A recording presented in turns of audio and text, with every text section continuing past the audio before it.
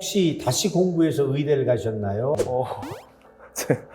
원래는 법학을 전공을 했었습니다. 제가 참 안타깝게도 제가 가장 잘하는 공부의 분야가 수능 시험이었던 것 같아요.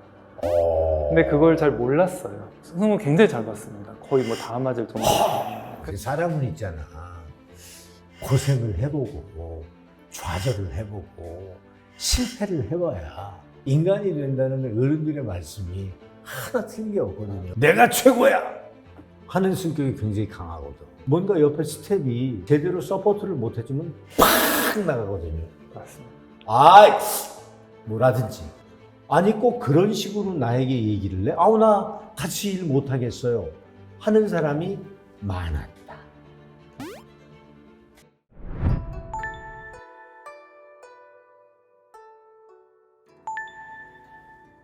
여러분 안녕하십니까? 정옥은 쌤의 인생신당의 정옥은입니다. 오늘은 우리 시청자 여러분의 의문점을 답변해 드리는 시간입니다. 어떤 질문이었나요? 30년 전쯤 동생이 10살 때 교통사고로 죽었습니다. 그 이후로 가족 내에서는 동생 얘기를 금기하면서 살았어요. 화장하고서 강에 뿌렸는데 어디인지도 이제 모르고 죽은 동생이 얼마나 외로웠을지 서운하지는 않았을지 걱정이 됩니다. 지금 혼자라도 동생 기회를 챙겨주고 싶은데 어떻게 해야 할지 잘 모르겠네요. 대부분 이렇게 영이 맑은, 결혼도 안 하고 그리고 어린 시절 뭐 아가 때 아니면 유년 시절 아니면 소년 소녀 시절에 이렇게 세상을 달리한 분들한테는 대부분 매장을 하지 않습니다. 그게 이제 저희 한국의 문화인데 왜 그러냐 하면은 여러 어떤 집안과의 인연에도 얽매이지 않고 그리고 그 자체의 영만으로도 아직까지 이승에 대한 뭐 미련 또한도 크지 않다 생각하셔서 그런 분들은 화장으로 강이나 아니면 아름다운 산이나 아니면 아주 본인이 원했던데 뛰어놀던데 뭐 이렇게 들판에다가 뿌려주거든요. 그건 왜냐하면 자유로운 영혼이 되라.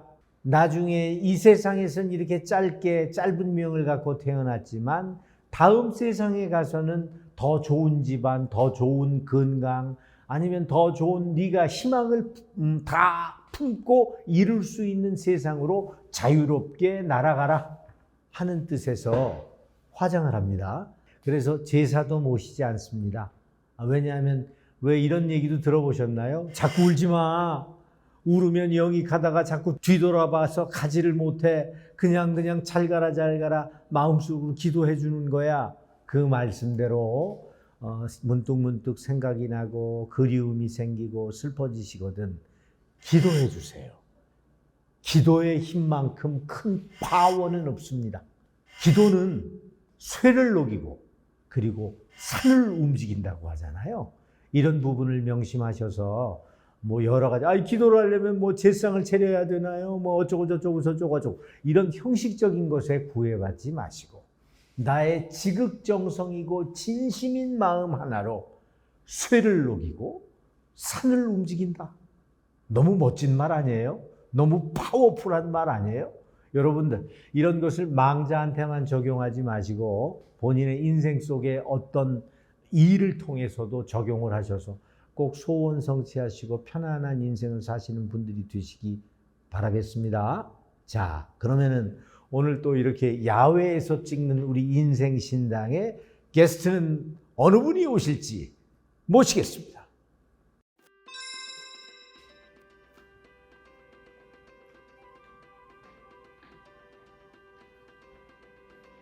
네, 계단을 타고 오시는 주인공. 네, 안녕하세요. 어서 오십시오. 안녕하십니까. 소화기내과 전문의 안형진이라고 합니다. 네. 고민이 많으세요? 요즘 이제 병원 일을 이제 하는 데 있어서 네. 생각하지 않았던 일들이 좀 많이 주변에서 이제 거기까지. 그 다음 이유는 제가 방울을 한번 흔들어 보고 말씀을 드리겠는데요.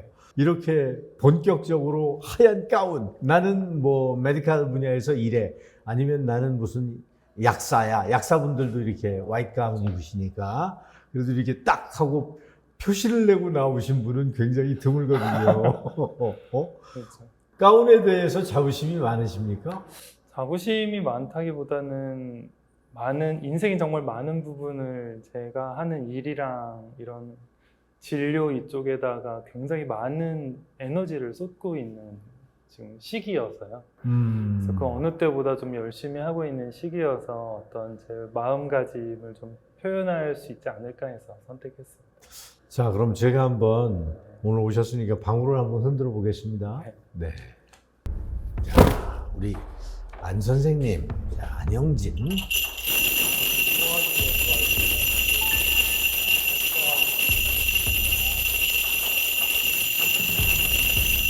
우리 안 선생님은 굉장히 내시경 쪽에도 그리고 어떤 용종을 띄어내는 쪽에도 조예가 깊을 정도로 탁탁탁탁 로봇 손처럼 깔끔하게 처리를 해서 사람들에게 이구동성 회자된다 하더라. 어떻게 생각하세요?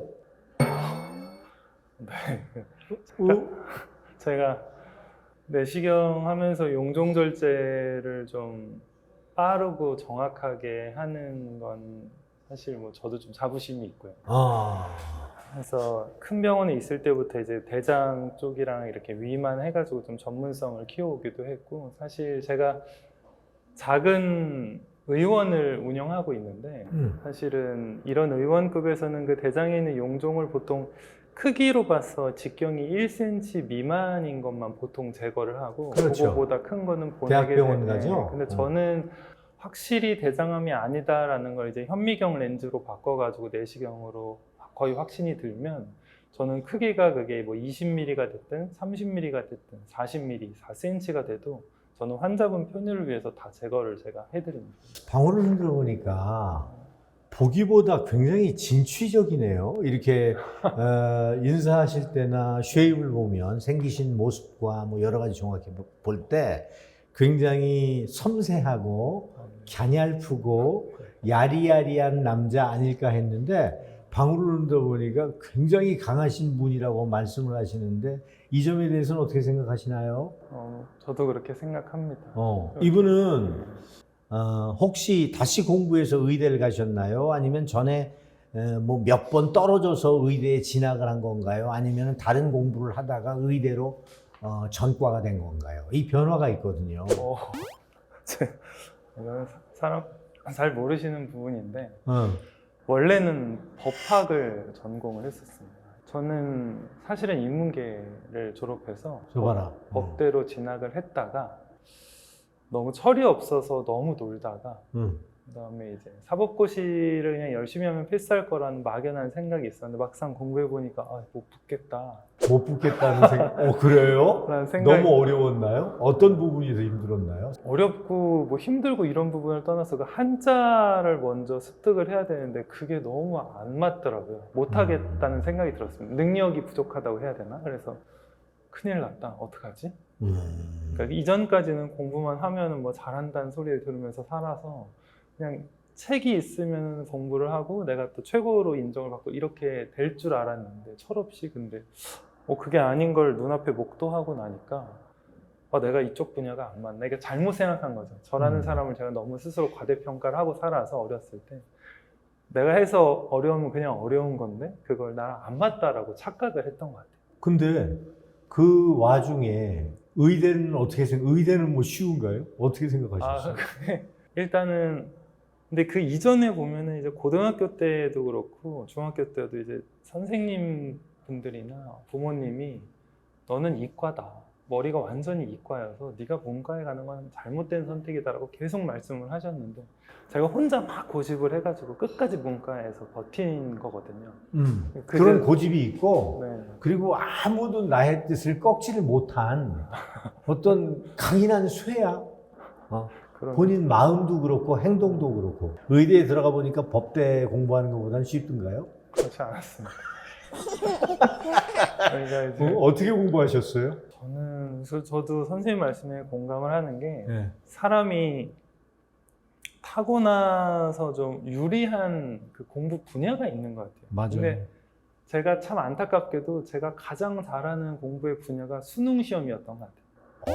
근데 그걸 잘 몰랐어요. 그래서 모든 공부를 제가 잘한다고 착각을 하고 살다가 수능이 그냥 저랑 약간 잘 맞는 시험이었던 것 같아요. 그래서 사실 문과로 대학을 다니다가 혼자 이제 이과 수능 공부를 새로 해서 의대를 들어간 건데요.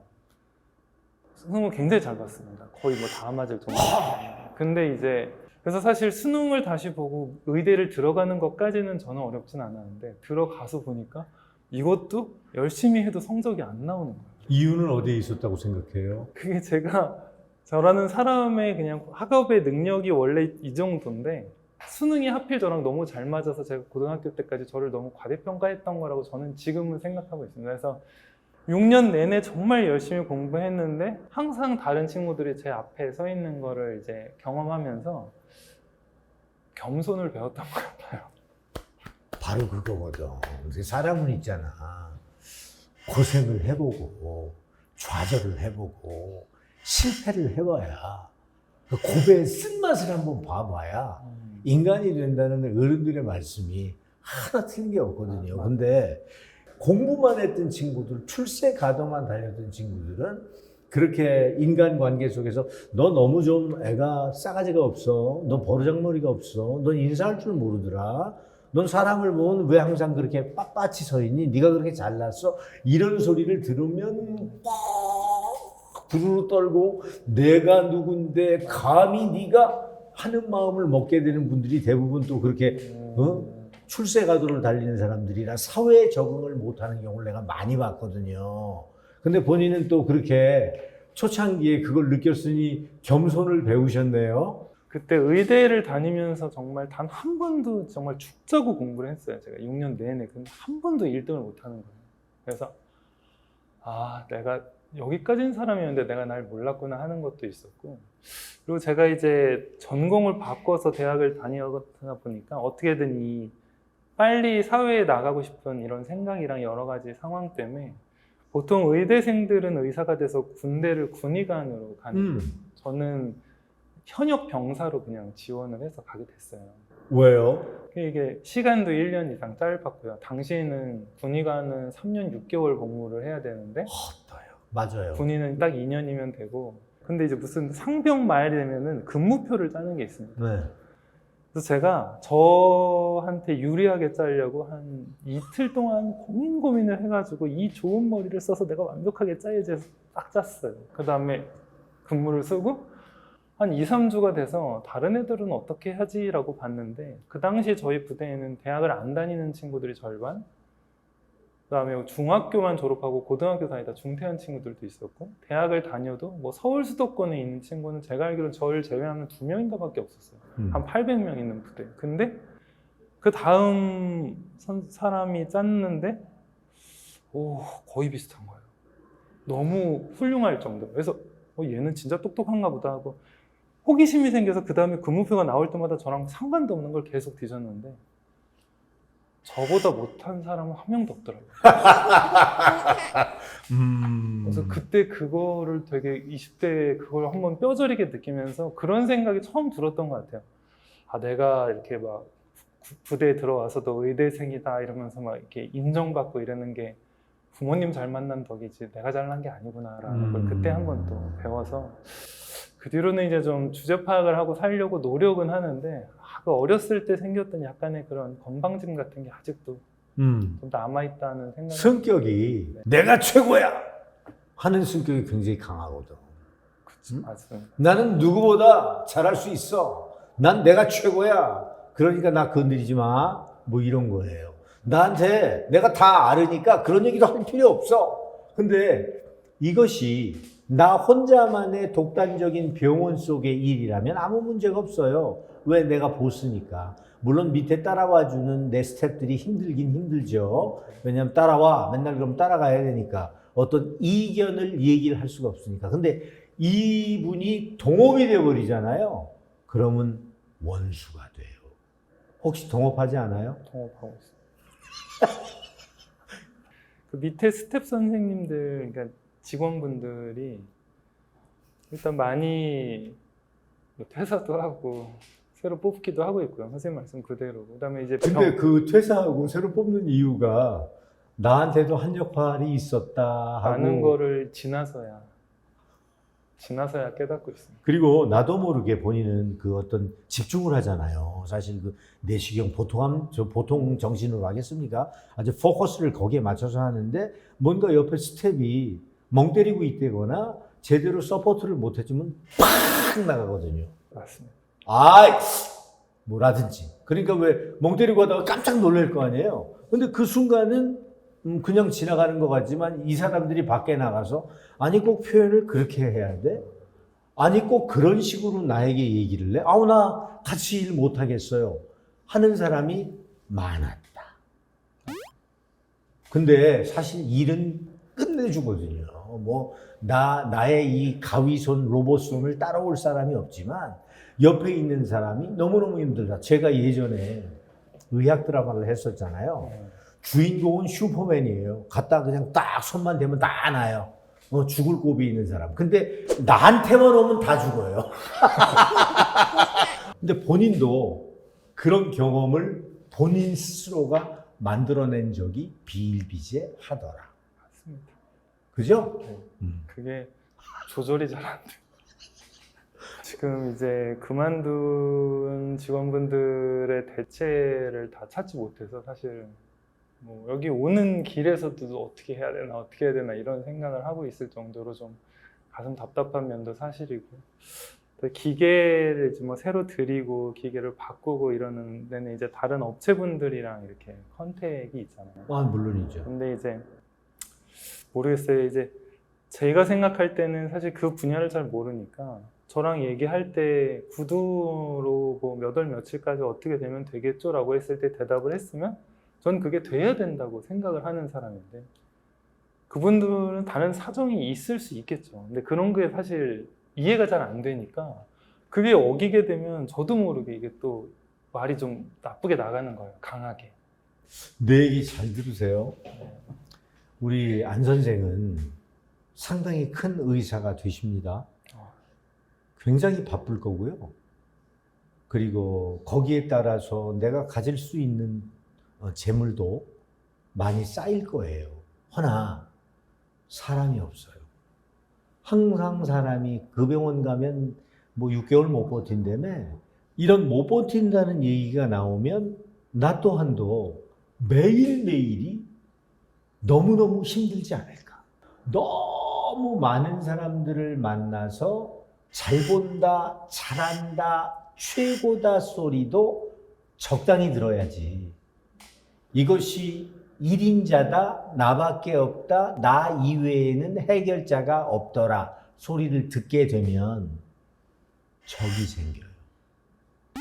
그리고 나를 막 씹어요. 내 앞에 와서는 선생님 최고! 뒤에 가서는 너만 최고냐? 저거 싸가지 엄청 없어. 그리고 말을 해도 내가 최고? 그럼 고맙습니다 소리도 안 해. 뭐 예를 드는 거야. 이런 식으로 사람을 갈무리해서 마구마구 돌려버리니까 나는 그 사람이 최고 그래서 그냥 네 고맙습니다 했을 뿐인데 뒤에서는 또 탕 하고 뒤통수를 그 사람이 때리니까 거기에서 오는 인생 속에서의 어떤 모욕감 속의 좌절, 뭐 여러 가지가 하루하루를 편치 않게 만들더라. 여자 환자들이 남자 환자들보다는 좀 더 델리케이트 하잖아요. 더 예민하시고. 그래서 내가 모든 것을 다 해결해 줄 수 있어 하는 마음보다는 내가 상담을 하면 우리 안 선생도 딱 보면 이 사람 이런 성격의 소유자야, 저 사람 저런 성격의 소유자야 하고 촉이 오거든. 그래요 안 그래요? 맞죠? 사람은 이 인성을 속일 수가 없어요. 내가 너무 힘들어질 것 같다. 그러면 내가 책임을 질 수 없다는 결론도 가져야 되지 않겠느냐? 어떻게 생각하세요? 주변에서 제가 없는 자리에서 저를 좋게 말하는 사람이 많아지는 그런 사람들을 되게 동경을 해왔어요. 제가 같이 못했으니까. 그래서 소위 말해서 좋은 사람으로 이제 좀 살고 싶어서 이렇게 좀 노력도 해보고 막 가식적으로도 100%도 보고 막 해봤는데 이게 잘 안 바뀌더라고요. 순간순간 그 말씀하신 것처럼 내시경 하다가 뭔가 내가 생각한 타이밍에 뭐가 하나 뻐그러지면 뭐 하는 거예요? 이렇게 자꾸 말이 나오는데 근데 그 순간을 뱉으면서 후회를 하는 저를 발견하는 거예요. 근데 이미 말은 나갔고 그 그럼. 사람한테는 상처가 돼요. 엎질러진 거야. 이걸 도대체 어떤 노력을 해야 이게 좋아질지 저 잘 모르겠습니다. 내가 저질러진 것은 내가 책임져야 되거든요. 남한테 용서를 구하는 것은 이미 끝난 거예요. 그러니까 일단 뭐 지금까지도 열심히 노력해서 본인의 인생을 세웠듯이 자꾸 인내하시고 할 말이 있더라도 스트레스 그냥 잠깐만 받자 하고 1년만 한번 참아볼래요? 그러면 변화됐을 거예요. 그냥 흘러갈 거예요. 아니에요, 늦었어요. 그냥 그 정도로. 자, 갑니다. 다시. 옳지. 이러면서 가야지. 이러면 안 된단 말이야. 사람은 편안한 걸 좋아하고 칭찬받는 걸 좋아하고 그리고 자상한 사람을 좋아하지 날카롭고 시시때때로 채근하고 지적질하는 사람은 멀리하더라. 그게 인간사의 인간들의 본성이더라. 우리는 인간이기 때문에 그런 인간으로 살아야 되겠다. 아무튼 내년에는 더 큰 문소운이 강력해 옵니다. 더 이름이 나든지 혼자 진짜 다시 개원을 하시든지 여러 가지 좋은 일들이 하나 가득 오신다 하니까 이 점을 명심하시고 환자들에게 조금 더 편안하시고 본인 스태프들에게 자상하며 그리고 사람 다시 없이 편해 하는 소리를 들을 수 있는 그런 훌륭한 덕장이 되시기 바라겠습니다. 감사합니다. 네.